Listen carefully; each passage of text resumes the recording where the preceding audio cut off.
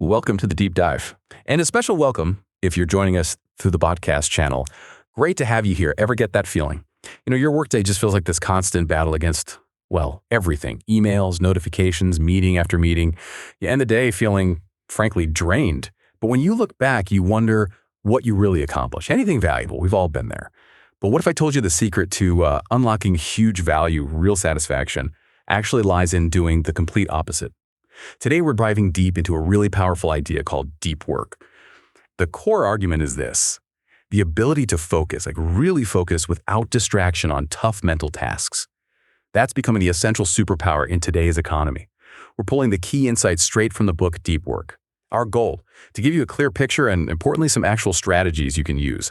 Our mission really is to help you maybe transform your work life, maybe even your personal life, by rediscovering this power of uninterrupted concentration. Yeah, and what's so interesting here, I think, is that this isn't just about, productivity hacks or simple tips. We're actually looking at a fundamental shift, a shift in what the economy rewards, yes, but also in what truly makes our lives feel richer, more meaningful. We'll explore the why deep work matters so much now, the what does it actually look like, and crucially, the how can you cultivate this skill yourself? Okay, so let's start with the problem.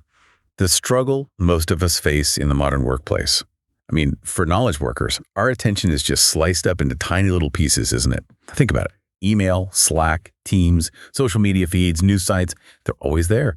Some research, I think it was McKinsey, found the average knowledge worker spends something like 60% of their week on electronic communication and web searching. That's huge. A lot of that time is spent on, shallow stuff, disconnected tasks. Exactly. And that leads right into this concept the book calls shallow work.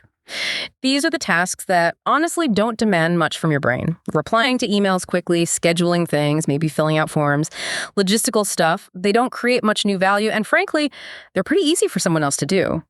The worry, though, is that this constant diet of shallow work isn't just a temporary thing. It might actually reduce our capacity for deep focus over time.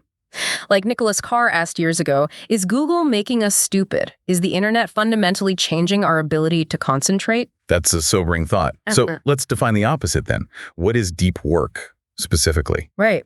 Deep work involves professional activities that you perform in a state of completely distraction-free concentration. And crucially, these tasks push your cognitive abilities right to their limit. This is where the new value comes from. This is how you improve your skills significantly. And these efforts, they're hard to replicate. That's key. And why is this skill becoming so vital now? Well, think about the massive shifts in our economy. The great restructuring idea. Precisely. Folks like Eric Brynjolfsson and Andrew McAfee talk about this. In this new landscape, success often comes down to two core abilities. First, being able to work with complex systems like sophisticated machines or vast data sets and pull out valuable insights. Think data scientists, someone like Nate Silver mastering databases and stats software. Second, becoming a true superstar in your field, someone whose talent is so high level that technology can amplify it globally. Like, say, David Heinemeier Hansson creating Ruby on Rails. Both paths mastering complex skills and producing at an elite level, they both rely heavily on the ability to perform deep work. So this really begs the question, doesn't it? How do you actually develop these critical abilities? And I guess the answer lies in understanding how we learn, how we get better at things. Exactly. It connects directly to the science of skill acquisition.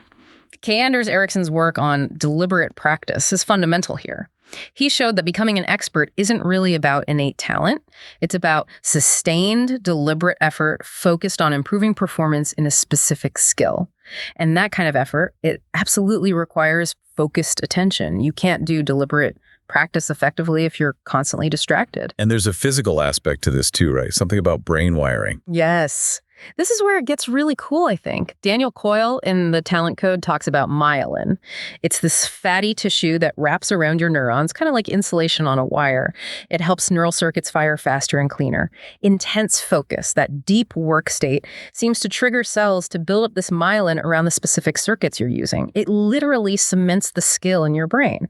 So focusing intensely isn't just a mental state, it's driving physical changes that make you better. Wow. Okay, so focus builds better brain circuits. Yeah. And how does that translate into actual results, like producing top-level work? Well, look at someone like Adam Grant, youngest tenured professor at Wharton, incredibly prolific author and researcher. His output is just phenomenal.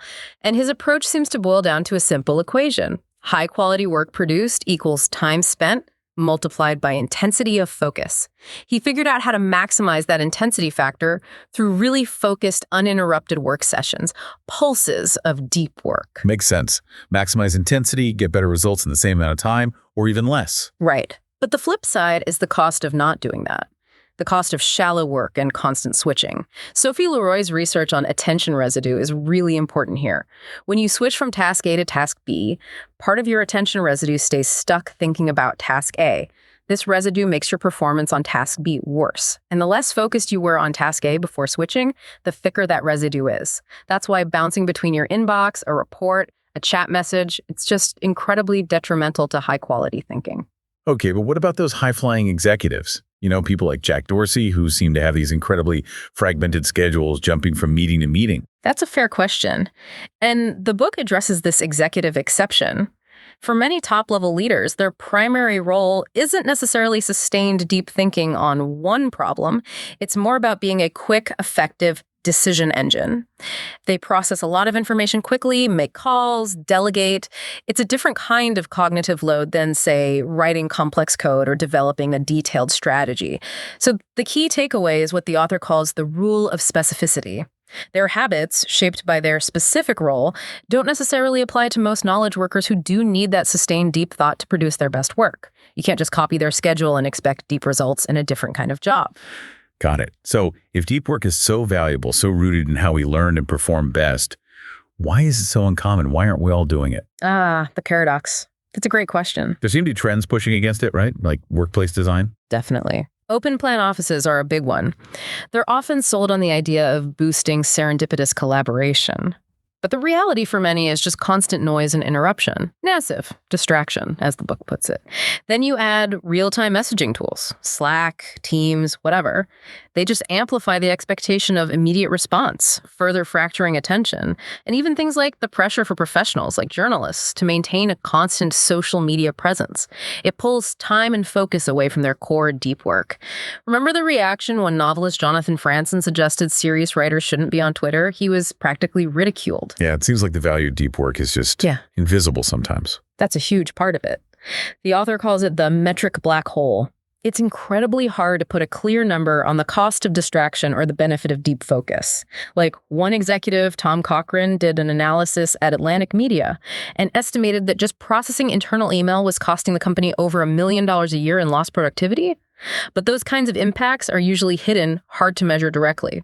And because you can't easily measure it, businesses are easily swayed by the latest trend or technology, this unstable whim, without really considering the impact on depth. So difficult to measure. What else? Are there psychological reasons too? Oh, absolutely. A big one is the principle of least resistance. Basically, in any situation, especially in business where clear feedback on your actions is often missing, we tend to drift towards behaviors that are easiest in the moment. Staying constantly connected, checking email every few minutes, responding instantly, it feels easier, less mentally demanding than planning out focused work blocks or pushing back on shallow requests. It's ironic because studies, like one at Boston Consulting Group, found that forcing consultants to take real time off, completely disconnected, actually improved communication, job satisfaction, and even the final product. Sometimes the easier path isn't the better one. And does being busy play into this? Looking busy? Massively. This is the busyness as a proxy for productivity idea. Since it's hard to measure the output of knowledge work, many people fall back on looking busy in ways that mimic industrial age indicators. Answering emails late at night, being in back-to-back meetings, having lots of instant message conversations. It makes you look productive. It's visible activity. Think about Marissa Mayer banning remote work at Yahoo. The justification was partly about employees not being visibly busy in the office. It really makes you wonder, why does this kind of behavior feel so normal, almost expected for so many people? Is it just the culture? Yeah. The internet culture? That's definitely part of it. There's this underlying belief, almost a cult of the internet, or what Neil Postman called technopoly. It's this default assumption that anything related to the internet or new technology is automatically good, innovative, and necessary. We adopt tools often without critically assessing their true impact on our most important work. In that kind of environment, deep work, with its focus on quality, craftsmanship, sustained effort, can seem a bit old-fashioned. out of step, even when it's the thing that actually produces the most value. Okay, so we've talked about the productivity benefits, the economic drivers. But deep work offers something more personal too, doesn't it? Yeah. Something about meaning. Absolutely. This is a really crucial dimension. It's not just about getting more done. It's about the quality of your life. Like the neurological argument. I remember reading about Winifred Gallagher. Yeah, her story is powerful. Diagnosed with advanced cancer, she made a conscious choice to focus her attention away from the illness and onto positive things. Movies, walks, and a 6:30 martini, as she put it. And despite the grim prognosis, she found her life during that period was often quite pleasant. Her insight was profound. Who you are, what you think, feel, and do, what you love, is the sum of what you focus on. Deep work, by its nature, involves focusing intensely on things that are complex, challenging, meaningful. It literally constructs a richer inner world. And that ties into flow, right? That feeling of being completely absorbed. Exactly. Csikszentmihalyi's concept of flow, that state where you're so immersed in an activity, often something difficult that stretches your skills, that you lose track of time, you feel energized, creative, fully alive. Deep work is essentially a recipe for generating flow experiences regularly. It's a proven pathway to deep satisfaction in your work. So we have the brain benefits, the psychological flow state. Right. What about a philosophical angle? There's that too. Think about the idea of craftsmanship.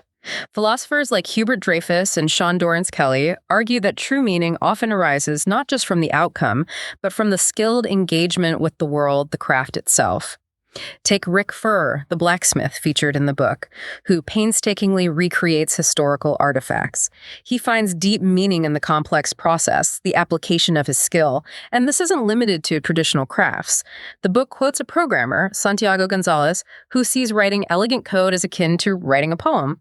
It's about the skill, the appreciation, the dedication. The point is, you don't necessarily need some rare, exotic job to find meaning.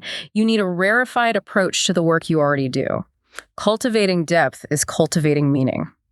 It seems like all these different perspectives, neurological, psychological, philosophical, they all point in the same direction. They really do. They all seem to converge on this link between depth and a meaningful, flourishing life. It suggests maybe our species, Homo sapiens, is actually wired for depth. Maybe we're Homo sapiens depensis. We thrive in depth and, well, kind of wallow in shallowness. Okay, I'm sold on the why, but now the big question, how? How do we actually do this? Let's get practical. Right. Moving from theory to action. Rule number 1 is foundational. Work deeply. And that starts with structuring your time and environment, doesn't it? Like that eudaimonia machine concept. Yeah, the eudaimonia machine is this architectural idea for a building purely designed for deep work. Different stages culminating in these deep work chambers for focused sprints. It's an ideal, maybe unrealistic for most, but it highlights the need for dedicated space and time. More practically, you need to choose a depth philosophy that fits your life and work. Okay, what are the options there? Well, there's the monastic approach, basically, trying to eliminate or radically minimize shallow obligations. Think Donald Knuth, the computer scientist who famously avoided email for decades. Very effective, but only feasible for a few specific roles. Then there's bimodal. This involves dividing your time into clearly distinct chunks. Maybe you dedicate several days or even weeks purely to deep work, like Carl Jung did at his Ballingen Tower retreat, and then the rest of your time is more open. Adam Grant uses a version of this, stacking all his teaching into one semester to free up the other for research. Probably the most accessible for many is the rhythmic approach. This means creating a regular daily habit of deep work. Setting aside the same time each day, like Jerry Seinfeld writing jokes every single day to not break the chain, or the programmer Brian Chutell getting up early to code before his family woke up. Consistency makes it easier. And finally, there's the journalistic approach, fitting deep work into any unexpected free time you find in your schedule, like Walter Isaacson writing biographies amidst a busy journalistic career. This one requires the most discipline, probably the hardest to pull off consistently. So pick a style that fits, and then make it a habit. Absolutely. Ritualize it. The great minds often had strict routines. Darwin's daily walks, Robert Caro's structured writing schedule. Rituals reduce the friction of starting deep work. You don't waste willpower deciding when or how to focus. You just follow the ritual. Sometimes a grand gesture helps too, like J.K. Rowling checking into a fancy hotel to escape distractions and finish Harry Potter, or Bill Gates' famous Think Weeks, secluded cabins for focused reading and thinking. Changing your environment, investing significantly, it signals the importance of the work. What about collaboration? Deep work sounds solitary, but is it always? Good point. It's nuanced. Open offices are generally bad for deep work, too much distraction. But the idea behind them, serendipitous creativity, isn't entirely wrong. Think of places like Bell Labs or MIT's legendary Building 20. They had a hub and spoke design. Private offices, spokes, for focused work, but also common areas, hubs, designed to encourage interaction and idea sharing. And sometimes working closely with someone else, like on a whiteboard, can actually push your thinking deeper. So it's not about never collaborating, but designing collaboration thoughtfully alongside private, deep work time. Okay, and you mentioned executing like a business, using those 40X principles. Right, the 4 disciplines of execution. It's a framework businesses use, but you can apply it personally. First, focus on the wildly important goals. WIGs. Don't try to do everything. Pick 1 or 2 really ambitious, important things you want to achieve with your deep work. Second, act on lead measures. Don't just track the final outcome, like papers published. Track the behaviors you control that lead to that outcome. The most obvious lead measure for deep work is simply hours spent in deep work. Third, keep a compelling scoreboard. Make your progress on those lead measures visible. The author literally just kept a tally chart on his wall marking off deep work hours. Seeing that progress is motivating. That makes sense. Track the input, not just the output. And the last part of rule 1 is being lazy. That sounds nice. Yes, be lazy. But it means being strategically lazy. It's about recognizing the importance of downtime. You need to regularly shut down your work thinking completely, like really switch off after the workday ends. Tim Kreider wrote a great essay about the importance of idleness. There are good reasons for this. Downtime lets your unconscious mind mull over complex problems. Sometimes solutions pop up when you're not actively thinking. It also replenishes your directed attention, that finite mental resource you need for focus. Attention restoration theory suggests things like nature walks are great for this. Plus, let's be honest, the shallow work you cram in late at night is often low value anyway. Research suggests even elite performers can only manage about 4 hours of truly deep work per day. Pushing beyond that with shallow tasks might be counterproductive. A practical tip here is to implement a shutdown ritual. At the end of your workday, quickly review any open tasks, make a plan for tomorrow, and then mentally or even verbally say, shutdown complete. This helps quiet that nagging feeling of unfinished business, the Zeigarnik effect. Okay, rule 1, work deeply. Structure, ritual, execution, rest. Got it. What's rule 2? Rule #2 is embrace boredom. This might sound strange too, but it's critical. Embrace boredom. Why? Because the ability to concentrate, to resist distraction, it's like a muscle. It needs to be trained. If you constantly feed your brain tiny hits of novelty and distraction whenever you feel the slightest bit bored, that muscle weakens. Adam Marlin, who took up rigorous Talmud study, described it as concentration calisthenics. It strengthened his overall ability to focus even outside of the study sessions. So we're basically addicted to distraction. In many ways, yes. Research by the late Clifford Nass at Stanford was quite stark. He found that people who multitask constantly, who switch attention all the time, they weren't just bad at multitasking. They were worse at filtering out irrelevant information, worse at managing their memory, basically mental wrecks, as he put it. They become suckers for irrelevancy. And critically, you can't just flick a switch and turn deep focus on when you need it. If your brain is trained for distraction, you have to retrain it. How do we do that? How do we retrain for focus? One key strategy is to schedule your internet use. Instead of trying these all-or-nothing internet Sabbaths, which are often hard to stick to, schedule specific blocks during your day when you're allowed to go online. Outside of those blocks, no internet, period. Even if it's just for 5 minutes. Resisting that urge repeatedly is the training. It builds your concentration muscle. Another idea is to work like Teddy Roosevelt. He was known for packing intense work into relatively short blocks, allowing him significant leisure time. Practice working with blistering intensity during your scheduled deep work blocks, even if they're short. You can also meditate productively. This isn't mindfulness meditation exactly, but taking a problem you're trying to solve, and while doing something physical but low effort like walking, focus solely on that problem. When your mind wanders, gently bring it back. It's focus training applied to a specific work challenge. And for a serious mental workout, memorize a deck of cards. Seriously, learning memory techniques like the Memory Palace method Ron White teaches isn't just about memorizing cards, it's an exercise in intense attentional control. You have to hold focus firmly. Strengthening that ability helps with all kinds of deep work. Wow. Memorize a deck of cards. Yep. Rule 3 seems related. Quit social media. Or be very careful with it. Exactly, or at least curate it very rigorously. The problem here is what the author calls the any benefit mindset. Most people adopt a network tool. social media, a new app, whatever, if they can identify any possible benefit, no matter how small. They rarely weigh that against the significant downsides. The time cost, the attention fragmentation, the potential for addiction. So instead of any benefit, what's the alternative? Adopts the craftsman approach to tool selection. Think like a craftsman choosing a tool for a specific purpose. First, clearly identify your core professional and personal goals, what really matters to you. Then evaluate a tool only based on whether its positive impacts on those specific goals substantially outweigh its negative impacts. It's a much higher bar than just finding any benefit. That makes sense. Be intentional. Right. And apply the law of the vital few, the 80-20 rule. Identify the 20% of activities that deliver 80% of your results or satisfaction. Then ask honestly, does using Twitter or Facebook or Instagram fall into that vital 20% for your most important goals? For many successful people, like authors Malcolm Gladwell or Michael Lewis, who are on Twitter, the answer is clearly no. Their success comes from deep work, not shallow engagement. A practical experiment here is the 30-day digital detox. Just quit all optional network tools cold turkey for 30 days, don't announce it. At the end, ask yourself 2 questions. 1, would the last 30 days have been notably better if I'd used this service? 2, did anyone important actually care that I wasn't using it? If the answer to both is no, maybe quit permanently. It helps break that fear of missing out and reveals how much of social media is just this shallow collectivist alternative to real connection or value. That's a bold move, but I can see the logic. And one more related point here. Don't use the internet to entertain yourself passively during your downtime. Scrolling through BuzzFeed, Reddit, news feeds. It seems harmless, but it acts like a cognitive crutch.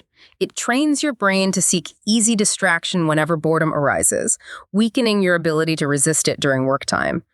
Think of Arnold Bennett's idea of structuring your leisure time for rigorous self-improvement or engaging hobbies. Your mind needs challenge and change, not just passive rest, to stay sharp. Okay, that's a lot to think about regarding our relationship with these tools. What's the final rule? Rule 4. Rule #4 is drain the shallows. It's about actively minimizing the amount of shallow work that consumes your time and energy. Because we tend to overestimate how much of it is truly necessary. Exactly. Look at companies like Basecamp, formerly 37 Signals. They experimented with a 4-day work week and found productivity didn't drop. They even gave employees a month off for deep project work, which generated huge value. It suggests a lot of the standard shallow work isn't as essential as we think. So how do we drain it? How do we reduce the shallow stuff? First, schedule every minute of your workday. Use time blocking. Plan out what you'll do, including blocks for deep work, shallow tasks, even breaks. Even if the plan changes, the act of scheduling forces you to confront how much time you actually have and make conscious decisions about deep versus shallow. It makes you pause before action. Second, quantify the depth of your tasks. Ask yourself the bright recent college graduate test. How long would it take to train a smart, motivated recent grad with no specialized knowledge to do this task? If the answer is not long, it's probably shallow. This helps you see where your time is really going. Okay, schedule and quantify. What else? Consider asking for a shallow work budget. Have an explicit conversation with your boss or even just with yourself if you're self-employed about what percentage of your time should realistically be dedicated to shallow tasks. Getting clarity on this provides cover to say no to excessive shallow requests and helps align expectations around the value of deep work. Another powerful technique is finish by 5:30 or whatever fixed time works for you. Set a hard stop for your workday. This creates a scarcity mindset with your time. It forces you to be ruthless about prioritizing deep work and cutting out low-value activities. It challenges the assumption that you need to be constantly available. Radhika Nagpal at Harvard achieved incredible success while maintaining a strict schedule like this. A hard cutoff. That takes discipline.